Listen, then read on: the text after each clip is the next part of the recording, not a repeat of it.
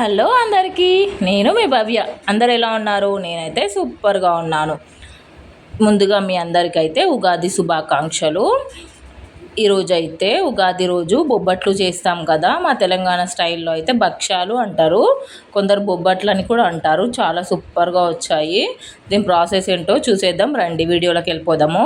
దీనికోసం అయితే ఒక 3 to 4 అవర్స్ శనగపప్పును అయితే నానబెట్టుకోవాలి. ముఖ్యంగా దీనికి కావాల్సింది శనగపప్పు, బెల్లము అండ్ ఫ్లోరు చెప్తాను ముందు వీడియోలో. శనగపప్పు అయితే నైట్ అంతా నానబెట్టి ఇలా 2-3 టైమ్స్ కడిగేసుకొని ఇలా అయితే పప్పు కుక్కర్లోకి అయితే వేసుకుంటున్నాను అనమాట. అది నార్మల్గానే ఉడకబెట్టుకోవచ్చు. మామూలుగా పప్పు కుక్కర్లో వేసుకుంటే అయితే 2 విజిల్స్కి అయితే ఈజీగా అయిపోతుందని పప్పు కుక్కర్లో అయితే వేసుకుంటున్నాను.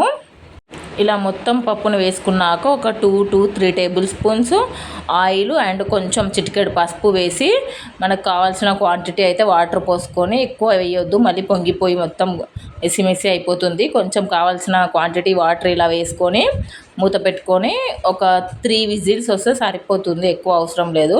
3 విజిల్స్కి అయితే నేను పెట్టేసుకున్నాను. గ్యాస్ మీద పెట్టేసుకొని 3 విజిల్స్కి అయితే పెట్టేసుకున్నాను అనమాట.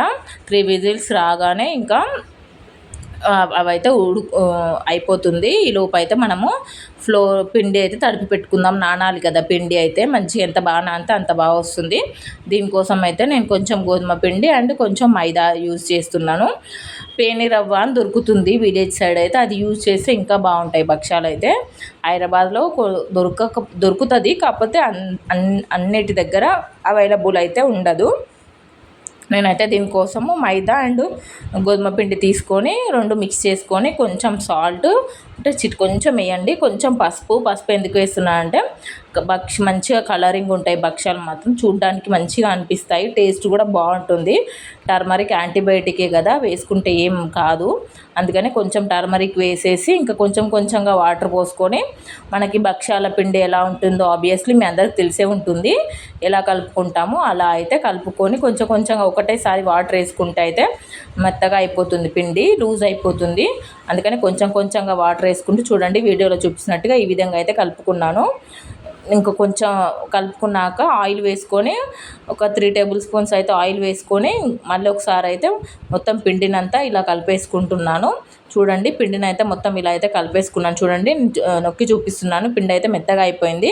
ఇంకా దీన్ని అయితే కొంచెం సేపు నాననిద్దాము. ప్లేట్ పెట్టేసుకొని అయితే పక్కకైతే పెట్టేసుకుంటున్నాను.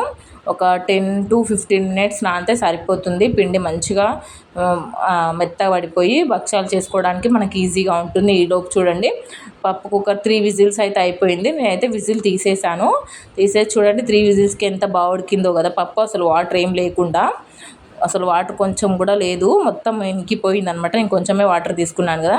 దీన్ని వేరొక ప్లేట్లోకి వేసుకొని చూడండి వీడియోలో చూపిస్తున్నట్టు అసలు మనం మిక్సీ వేసుకొని అవసరం లేదు, అంత బాగా ఉడికిపోయింది. వేసుకొని ఫ్యాన్ గాలికి అయితే పెట్టుకుంటున్నాను, కొంచెం ఆరిందాక.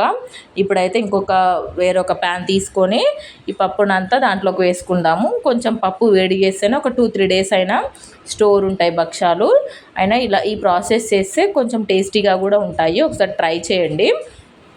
ఈ పప్పులో ఉన్న వాటర్ అంతా పోయిందాక అయితే కలుపుకున్నాను. వాటర్ అంతా పోయింది. ఇప్పుడైతే 1/2 కేజీ పప్పుకి నేను 1/2 కేజీ కంటే కొంచెం తక్కువ బెల్లం తీసుకుంటున్నాను. 1/2 కేజీ బెల్లం తీసుకుంటే మరీ స్వీట్ ఎక్కువ అయిపోతుంది. స్వీట్ బాగా తినే వాళ్ళైతే 1/2 కేజీ పప్పుకి 1/2 కేజీ బెల్లం అయితే తీసుకోవచ్చు. నేనైతే కొంచెం తక్కువ తీసుకున్నాను. బెల్లాన్ని అయితే తురిమి పెట్టుకొని వేసుకోవాలి, లేకపోతే అలానే వేస్తే కరగదు బెల్లము. ఇలా చూడండి, ఇంకా ఈ ప్రాసెస్ అయితే మనం ఎక్కడ ఆపొద్దు, కలుపుతూనే ఉండాలి, ఎందుకంటే మాడిపోతుంది అనమాట. బెల్లము పప్పు అంతా కలిసేటట్టు. నాకైతే కొందరైతే పప్పు ఉడకకపోతే బెల్లం అది కలిపి మిక్సీ వేసుకుంటారు అనమాట. నాకు అదేం లేదు. చూడండి మెత్తగా అయిపోయింది, ఇంకా మిక్సీ చేసుకొని అవసరమే లేదు, మిక్సీ పట్టడానికి అవసరం లేదు. ఇంకా దీన్ని కూడా మళ్ళీ ఒక ప్లేట్లోకి తీసుకొని ఆరబెట్టుకుంటున్నాను అనమాట. గట్టి పడాలి కదా, చూడండి వీడియో ఈ మాత్రం ఉంటే సరిపోతుంది. ఇట్లా డఫ్ అనేది రావాలి, మనము ఇట్లా చపాతీ ముద్దలాగా కావాలి, అంత చల్లారాలి. ఇప్పుడైతే పిండి చూడండి మంచిగా నానిపోయింది కదా. మనము మినిమం నేనైతే 20 మినిట్స్ అయితే పక్కకు పెట్టాను. ఇప్పుడు దాంట్లో నుంచి కొంచెం పిండి ముద్దను తీసుకొని మనం భక్ష్యాలు ఎంత క్వాంటిటీ అంటే నేను నార్మల్గా చిన్నగా చేస్తాను, పెద్దగా చేస్తాను అనమాట. నాకు ముందు పెళ్ళైనప్పుడు ఇవైతే ఏవి రావు, అలా నేర్చుకున్నాను అనమాట. ఒక్కొక్కటి అత్తయ్య దగ్గర, అమ్మ వాళ్ళ దగ్గర చూసి. ఇంకా ఒక కవర్ అయితే తీసుకోవాలి, కవర్ మీద అరిటాకైనా పర్లేదు, రాలేదు, అట్టాక్ అవైలబుల్గా లేదని కవర్ మీద అయితే తీసుకున్నాను. ఇలా అయితే పిండిని ఇట్లా కొంచెం పెద్దగా చేసి అందులో మనం ఇందాక పూర్ణం ఉంది కదా, ఆ పూర్ణం పెట్టి ఇలా అయితే అంచులు క్లోజ్ చేసుకోవాలి. మెల్లగా క్లోజ్ చేసుకోవాలి. ఎక్కువ మరీ ఫాస్ట్ చేస్తే మొత్తం పిండి బయటికి వస్తుంది. చూడండి వీడియోలో చూపిస్తున్నట్టుగా ఇలా క్లోజ్ చేసుకొని కొంచెం ఆయిల్ స్ప్రెడ్ చేసుకోవాలి. ఆయిల్ స్ప్రెడ్ చేసుకొని వీడియోలో చూపిస్తున్నాను కదా, ఇలా ఆయిల్ స్ప్రెడ్ చేసుకొని ఇంకో కవర్ ఉంటుంది కదా, నెక్స్ట్ ఇంకో కవర్ దానిపైన వేసి ఇలా జస్ట్ ఇలా అంటే చాలా ఈజీగా అయిపోతుంది. కొందరైతే పూరి ప్లస్ అలా చేస్తారు. ఇదైతే చాలా ఈజీ ప్రాసెస్. ఒకసారి అయితే ట్రై చేయండి మీరు.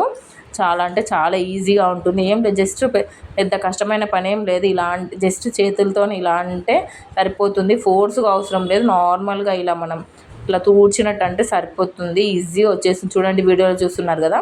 ఇప్పుడు స్టవ్ మీద ఒక పెనం పెట్టుకొని అది హీట్ అయ్యాక నేనైతే నెయ్యి భక్షాలు ఇవైతే నెయ్యి వేసుకుంటేనే బాగుంటుంది కదా, నెయ్యి అయితే పక్కకు పెట్టుకున్నాను కరిగించి. ఇప్పుడు దాన్ని అయితే ఇలా అయితే ప్యాన్ మొత్తం ఒకసారి అయితే అప్లై చేసుకుంటున్నాను. అప్లై చేసుకొని మనం ఇందాక ఉంది కదా భక్షం ఈజీగా వచ్చేస్తుంది. చూడండి ఈజీగా ఫ్లిప్ అయిపోయి వచ్చేసింది. నాకైతే ఈజీగా వచ్చేస్తుంది. మనం కింద ఆయిల్ అయితే అప్లై చేసాం కాబట్టి ఈజీగా వచ్చేసింది. వన్ సైడ్ అయితే కాలింది. వన్ సైడ్ కాలింది కాబట్టి నెక్స్ట్ సైడ్ ఫ్లిప్ చేసుకుంటున్నాను. దాని మీద అయితే 2 సైడ్స్ నేతి అప్లై చేసుకుంటూ అయితే తినేటప్పుడు టేస్ట్ బాగుంటుంది. చూడండి ఇంకో సైడ్ అయితే ఫ్లిప్ చేసుకుంటున్నాను.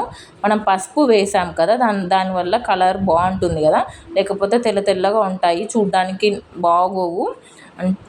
కలర్ఫుల్ ఇట్లా పసుపు వేసుకున్నాం అనుకో కలర్ఫుల్గా కనిపిస్తాయి. చూడండి 2 వైపులా అయితే నీట్గా కాలిపోయింది. ఇప్పుడు దీనిలోకి ఇది అయితే అయిపోయింది. ఇంకా ప్లేట్లోకి అయితే సర్వ్ చేసుకుంటున్నాను. ఇంతే అండి, చాలా అంటే చాలా నీట్గా వచ్చాయన్నమాట. ఇప్పుడు దేవుడి కోసం అయితే చేస్తున్నాను, చిన్నగా చేస్తున్నాను అనమాట దేవుడి కోసము. మాకైతే దేవుడిది సపరేట్ లేదు కదా, కొంచెం చిన్నగా అయితేనే అక్కడ పెట్టుకోవడానికి సులభంగా ఉంటుందని కొంచెం చిన్నగా చేస్తున్నాను. చూడండి దేవుడి కోసం అయితే ఈ క్వాంటిటీలో అయితే చేశాను. నెక్స్ట్ సైడ్ కూడా ఒకటే సైడ్ కాదండి, 2 సైడ్లు కూడా నేతి అప్లై చేసుకుంటే తినేటప్పుడు కూడా మనం ఇంకా నెయ్యి అప్లై చేయనవసరం లేదు. ఇంకా అదే సరిపోతుంది అనమాట. చాలా నీట్గా వచ్చింది కదా. ఇదైతే ఏదైనా సరే దేవుడికి చేసామంటే ఆటోమేటిక్గా వచ్చేస్తుంది. ఏ వంట అయినా చూడండి మీరు గమనించండి. మనం ఇంట్లో ఎంత శ్రద్ధగా చేసుకున్నా రాదు, కానీ దేవుడికి చేసామంటే మాత్రం అది నీట్గా వచ్చేస్తుంది ఏదైనా సరే అది. అంతే అండి, ఇంత సింపుల్ అంతే, ఏం లేదు, పెద్ద కష్టపడిన అవసరం లేదు. ప్లీజ్ మన ఛానల్ ఎవరైతే చూసుకుంటున్నారో ప్లీజ్ సబ్స్క్రైబ్ చేయండి, లైక్ చేయండి, షేర్ చేయండి.